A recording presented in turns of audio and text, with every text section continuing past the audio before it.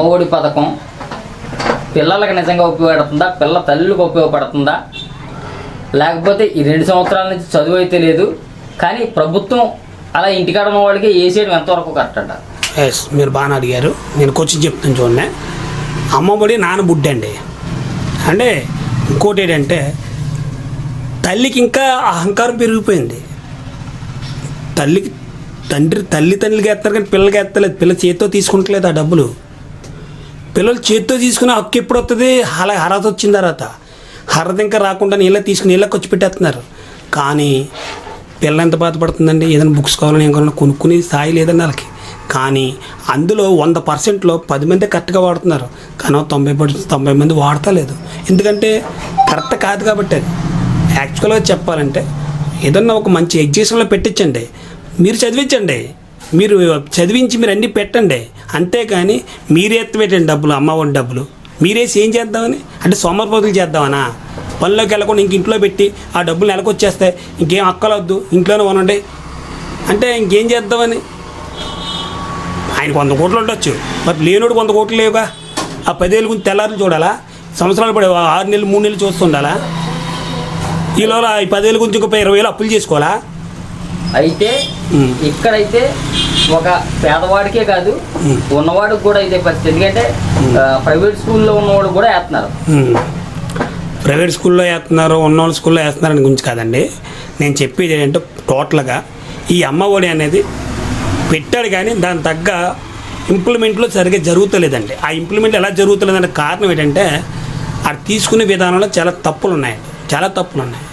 School అడ్జస్ట్మెంట్లో ఒకలా ఉంటుంది, వీళ్ళు చెప్పే విధానంలో ఒకలా ఉంటుంది. ఇప్పుడు నేను ఇందాక ఒక మాట చెప్పాను మీకే, ఒక కార్యకర్త నాకు తీసారు.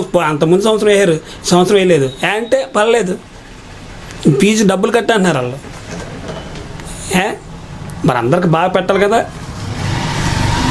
ఇప్పుడు భోజనాలు పిలిచారు సార్, మీరు అందరికి ఒకలాగా పెట్టాలి కదా. నేను చివరి కూర్చొని నన్ను ఇక్కడ కూర్చొని చెప్పాలి, అందరికీ అవి పెట్టి ఇలా అవి పెట్టి నాకెందుకండి చారేసి పెడతారు. అటువంటి పరిస్థితులు ఉన్నాయి సార్. చాలా చాలా బాగోలేదు గవర్నమెంట్ అయితే. నా వరకు నేను చెప్తున్నాను ఏంటంటే, నేను ఎవరిని విమర్శించలేదు కానీ గవర్నమెంట్ మాత్రం చాలా ఫెయిల్డ్. ఏ విషయంలో అంటే అన్ని రకాలు పెట్టి జనాలు సోమరిపోతులు చేసిందండి. సోమరిపోతులు చేసి అప్పులు చేసిందండి. ఇంకా జనాలని అప్పులు చేసి సాయంకాలం అయితే 200 నుంచి 250 రూపాయలు క్వార్టర్ కొనుక్కుని తాగేసి మర్చిపోయాడు. మళ్ళీ పొద్దునకి అప్పులు చేసుకుని తాగుతున్నాడండి. ఇంతకంటే ఏంటండి గవర్నమెంట్ ఉన్నదా? ప్రశాంతత ఎక్కడ ఉందా? మరి అంతమంది గవర్నమెంట్ చూడండి. ఇన్నోవాలు ఇచ్చాం, ఇన్నోవాలు ఇచ్చాం ఎస్సీ వాళ్ళకి, ఎస్సీ రిజర్వ్లో ఉన్న వాళ్ళు ప్రతి ఒక్కరికి, కాపులకి ఒక సపరేట్గా 1 లక్ష రూపాయలు లోన్లు ఇచ్చాం. అంతకుముందు ఇంకా ఎన్నో రకాలుగా బోలంత మంది ఎస్సీ బీసీ వీళ్ళు అందరికీ బోలంత మందికి ఇచ్చారండి. ఇదేంటండి ఇయ్యలోళ్ళండి. 1 లక్ష రూపాయలు ఇస్తే 10,000 ఖర్చు పెట్టి 90,000 రూపాయలు డెవలప్మెంట్ వాడుకుంటాడు. ఈయన ఇచ్చే 10,000 రూపాయలు ఎవరికి కావాలండి? ఎవరికి కావాలి? అయితే నెక్స్ట్ ఇప్పుడున్న పరిస్థితుల్లో 3 పార్టీలు అయితే లీడ్లో ఉన్నాయండి. వాటి వైఎస్ఆర్సీపీ, 2 టీడీపీ, 3 జనసేన. నెక్స్ట్ రాబోయే ఎలక్షన్లో ఎవరు సీఎం?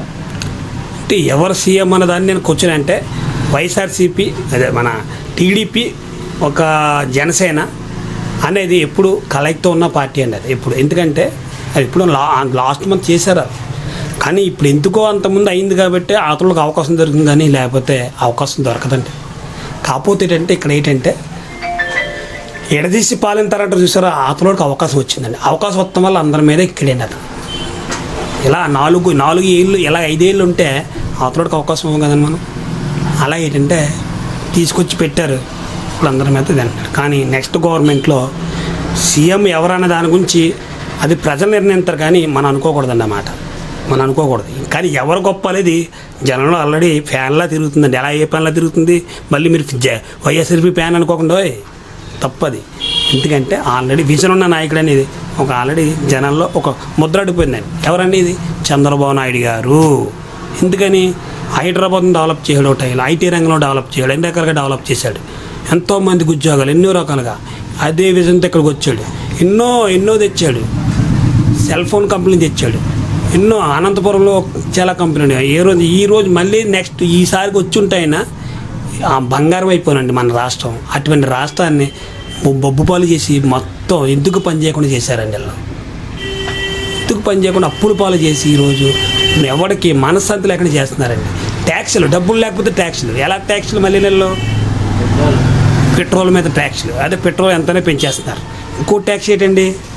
ఇంకో ట్యాక్స్ అండి ఇదండి, బాత్రూమ్ డబల్ బాత్రూమ్ ఉంటే ట్యాక్స్, మళ్ళీ ఏసీ ఉంటే ట్యాక్స్. ఏమైనా ఉన్నాయండి అప్పుడు? చెత్త మీద ట్యాక్స్ ఏమైనా ఉన్నాయా? చంద్రబాబు నాయుడు అప్పుడు ఏం తీసుకున్నారు? ఇవన్నీ కరెంటు బిల్లు మీద కూడా వచ్చేస్తుందండి మళ్ళీ. అంటే పేదోడికి తిట్టటి ఇట్టి ఇంటికి తిట్టి మళ్ళీ ఇంటికి తెప్పేస్తాడు. ఉంది అతను చేసే పని. అసలు కరెక్ట్గా చేస్తే పరిపాలన అనేది 10 తరాలు చెప్పుకుంటారండి. 10 తరాలు. రాజశేఖర్ గారు ఎందుకు చేసాడండి అలాగే? గుండె జబ్బులు ఆ జబ్బులు అంటూ చేశాడు కాబట్టి ఆయన విగ్రహాలు పెట్టారు. కానీ ఈరోజు పొద్దున్న ఈయన చనిపోతే ఒక్కడికడ పెట్టడండి. పేరుకి అలా నవ్వుతున్నారంటే ఆయన చుట్టూ ఉన్నారంతే, అలా ఉన్నారంతే. చూడండి మా గవర్నమెంట్ దగ్గరికి వచ్చే టైంలో ఏమవుతుందో చూడండి. అలా నిరాశతో ఉన్నారనే విషయం జనాలకు అంత అర్థమైపోతుంది. నేను చాలా మంది క్వశ్చన్లు చేస్తుంటే హైదరాబాబు ఈ బాగా గవర్నమెంట్లో చిరాకు. నేను ఒక లీడర్గా తిరుగుతున్నాను, నాకే దిక్కుమాలుగా బతుకుతున్నాను. ఎందుకు వచ్చిన గవర్నమెంట్ అనే ఒక బాధలో ఆడే మాట్లాడుతున్నప్పుడు మేము ఇంకా మేము బాగున్నాం. ఇప్పుడు యాక్చువల్గా చెప్పాలంటే మేము బాగున్నాం. అర్థమైందండి, మేము బాగున్నాం. హీరోలు మేము ఉన్నాం. ఎందుకని నమ్మి తిరిగి 2012 నుంచి తిరిగి కూడా ఉండి తిరిగారు కదా ఎవరందరూ అండి. ఆయన కూడా నాయకులు, లీడర్సు వీళ్ళందరూ తిరిగారు చూసారా. వాళ్ళందరూ ఎందుకు వచ్చిందిరా బాబు, వాళ్ళే సూపర్ అని గర్వంగా చెప్పుకునే స్థాయి మాకు ఆయన రప్పించాడు. ఇంతగా మాకు రప్పించాడు. కానీ కొంతమంది కొన్ని రకాలుగా రాకపోవచ్చు. మాలాటోళ్ళు మాత్రం చాలామంది ఉన్నామండి. చాలా బయటకు వచ్చామంటే పేకాడేస్తామండి. కానీ నన్ను పడేస్తారేమో, 4 ఓడాడేస్తారేమో, పాడేయండి. 4 కొడతారేమో, కొట్టేయండి. అయినా సరే దేనికని రెడీ. 10 డేస్ వరకు కూర్చోబెట్టి మొత్తం రాష్ట్రం అంతా ఇక్కడే కూర్చోబెడతాను నేను. అంత స్థాయి ఉన్న మేము లీడర్లు అండి. కాకపోతే ఏదైనా ఓర్పు సహనం ఉంటుంది. అలాగే మా చంద్రబాబు నాయుడు దగ్గర ఓర్పు సహనం ఎలాగుందో అలాగే మాకు ఆయన నేర్పించిన సహనం మాకు అలా ఉంది కాబట్టి మేము ఇలాగే ఉన్నాం. ఇంకా అది ఎవరి నుంచి రావాలి? ప్రజల నుంచి రావాలి. ఆ ప్రజల నుంచి వచ్చినప్పుడే బయటకు వస్తుంది. ఆయన తెంగురనేం కదండి, ఆయన చంద్రబాబు నాయుడు గారు చూస్తున్నాడు. ఆయన అలా చూస్తుంటాడు. చూసినప్పటికీ జనాలు ఎప్పుడైతే ఎదురుదొస్తుందో అప్పుడే ఎలా ఉంటుందో చూద్దరు కానీ అనే తత్వం అనేది ఆటోమేటిక్గా జనాల్లో ఉందండి. వ్యతిరేకం 100 మందిలో ఈరోజు చెప్తున్నానండి 70% నుంచి 60% ఆల్రెడీ తిరుగుబాటుతనం ఉంది. త్వరలో రాకపోతుంది. ఆయన పెట్టిన సచివాలయం, గ్రామ వాలంటరీ వ్యవస్థ ఉపయోగం ఉందంటారు. సచివాలయం వ్యవస్థ అంటే అస్సలు బాగోలేదండి. అస్సలు బాగోలేదు. సచివాలయం వ్యవస్థ అస్సలు బాగోలేదు. ఎందుకు బాగోలేదని అంటున్నానంటే అసలు ఎందుకు నాకు అర్థం. ఒక లైన్లో ఒక పద్ధతిలో పోతున్నప్పుడు ఇంకో లైన్ కొత్తగా తీసుకుంటూ పెట్టి నాకు అర్థం కాదు. ఏం చేద్దామని అంటే టీడీపీ వాళ్ళు ఓట్లన్నీ ముందు పోగేసుకుని వాళ్ళందరినీ ఓట్లు అయిపోతే చంపేద్దామని అతను. లేదా వాళ్ళకి డబ్బులు ఇచ్చేసి వాళ్ళకి రే బాబా మన మనిషి కాదు టీడీపీ వాళ్ళు మనిషి ముందట్టుకి 5 వేలు ఇచ్చాడంటే ఆడికి అటుకి ఇచ్చేస్తే ఆడు ఓటు ఇలాగే వేస్తాడనా ఈ సచివాలయాన్ని పెట్టి. అంతకుముందు రేషన్ షాప్కి వెళ్ళేవారండి. హాయిగా వెళ్ళి ఎవడొచ్చుకోడు ఎప్పుడు ఇచ్చుకోడు తెలిసింది కాదు. ఇప్పుడు వాళ్ళకి మళ్ళీ ఎన్ని వేల కోట్లు తగలేసాడు, 6,500 కోట్లు తగలేసాడా ఈ ఆటోలు అంటే ఇవి అంటూ. మళ్ళీ స్కూల్లో తీసుకున్నారా కోటకి వెళ్ళి? చెప్పండి ఒకసారి, మీరే చెప్పండి ఒకసారి. ఇన్ని రకాలుగా ఉంటున్నప్పుడు ఏంటండి వ్యవస్థ? డబ్బులు రోడ్డు మీద పాడేస్తున్నాడు. ఆయన ఇష్టం అయినా ప్రజల డబ్బు ఇదంతా ఆయన సొంత డబ్బు ఏం కాదు, ఇది ప్రజల డబ్బు. మళ్ళీ ఎవరిది ఇతరుడు ఫీల్ అయిపోతున్నాడు. ఇలా మేము ట్యాక్సీలు కడుతుంటే, మేము కరెంటు బిల్లు కడుతుంటే, అన్ని రకాల కడుతుంటే వచ్చే డబ్బుని ఆయన అన్ని రకాలుగా విచ్చడివిడిగా పాడు చేస్తాడు ఆయన. అటువంటిప్పుడు మా డబ్బుని పాడు చేస్తాక ఆయన ఎవరండి? ముందే నుండి కూడా అండి బంగారులాగా అన్ని రకాలుగా ప్రతి వ్యక్తిపై 7,600 రూపాయలు. ఇప్పుడే ఈ రోజుకైతే 7,600 రూపాయలు అయితే మాత్రం అప్పు అయితే ఉంది ప్రతి వ్యక్తి పైన.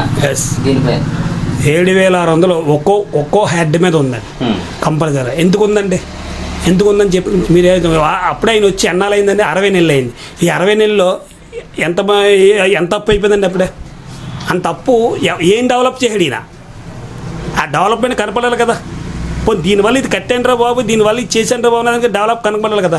పోనీ అమరావతి వద్దు అన్నాడు, 3 రాజ్యాలు అన్నాడు. 3 రాజ్యాల్లో ఏది కట్టేసాడు ఈయన? అప్పు ఎందుకు అవ్వాలని దాని మీద క్వశ్చన్ చేసుకోండి ఒకసారి, మీకు అర్థమైపోద్ది.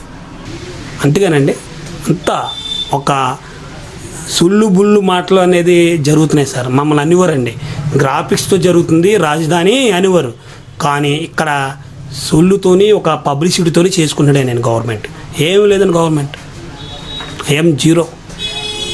ఆయన వల్ల పలానోడు పలానా ఆర్థికంగా పలానోడు ఏ కుటుంబం బాగుపడ్డది అన్నోడు ఒక్కరు లేడండి ఈ 60 నెలల్లోనండి. ఒక్కరిని చూపించండి. ఎవడో ఒకడు వెళ్ళి బాబు నాయన ఏ మంత్రి ద్వారా వెళ్ళి చేయించుకుంటాడు, ఆడు బాగుంటాడు. కానీ కనమ 10 మంది 100 మంది బాగోరు కదండి. మళ్ళీ ముద్దెట్టి నగ్గించుకున్నారని అందరూ ఆయన్ని కావాలని. చంద్రబాబు నాయుడు కొడుకు, వైఎస్ రాజు గారి కొడుకు, అబ్బా బాగుంటుంది అని నగ్గించుకున్నారు. ఏమయ్యాడండి ఈరోజు? ఒక్క ఛాన్స్ అంటే వచ్చలేను, ఒక్క ఛాన్స్ ఏంటండి? ఒక్క ఛాన్స్ ఏమైపోయింది చెప్పండి? అందరి మీద ఎక్కి కూర్చొని ఈరోజు జనాల మీద అనేక రకాల బాధలని. ఈరోజు నూనె ప్యాకెట్ చూడండి, నూనె ప్యాకెట్ చూడండి ఎంత ఉండేదో, ఎంత అయిపోయిందో. సామాన్య వ్యక్తి కొనుక్కోగలుగుతాడా? ఒక ఆయిల్ ప్యాకెట్ ఎంత ఉండేది, ఎంత అయిపోయింది. అది ఇచ్చే 10,000తో ఎన్ని 3 పిల్లలు ఉన్నారు అనుకోండి, ఆయిల్ ప్యాకెట్ ఎన్నాళ్ళు వస్తుంది? ఒక పిల్లగా వేస్తున్నాడు, 3 పిల్లగా వేస్తున్నాడా అమ్మఒడి? ఆయిల్ ప్యాకెట్ ఈరోజు 160 రూపాయలు, 168 రూపాయలు అయిపోయిందే. అలా ఎన్ని పెరిగిపోయినాయి అంటే మన దగ్గర తీసుకుంటూ మన మీద బాధేస్తాం. అంటే ఈ రకంగా మనుషులు చంపివేస్తున్నాడే నేను. అసలు ఆయన పరిపాలన అయితే ఏం బాగోలేదండి అసలు. రేపు రాబోయే రోజుల్లో 2024లో టీడీపీ అనేది ఆయన 152 వచ్చినాయని గర్వపడతాడేమో. ఆయన సీట్లు లేదండి, ఆయనకు వచ్చే సీట్లు 30 రావచ్చు. ఈరోజు చెప్తున్నాను 30 20. మాకైతే మాత్రం ఘనంగా మేము తెచ్చుకుంటాం, ఎంపీలు కూడా మేము తెచ్చుకుంటాం, ఘనంగా చేసి పెడతాం. ఘనంగా ఒక్కొక్కడు ఒక లీడర్లా తయారయ్యి నేనే ఉన్నానండి. 1000 మందికి చెప్తాను, 1000 మంది 100 మంది తయారు చేస్తాను నేను పడిన పదం ఇంకొకరు పడకూడదని.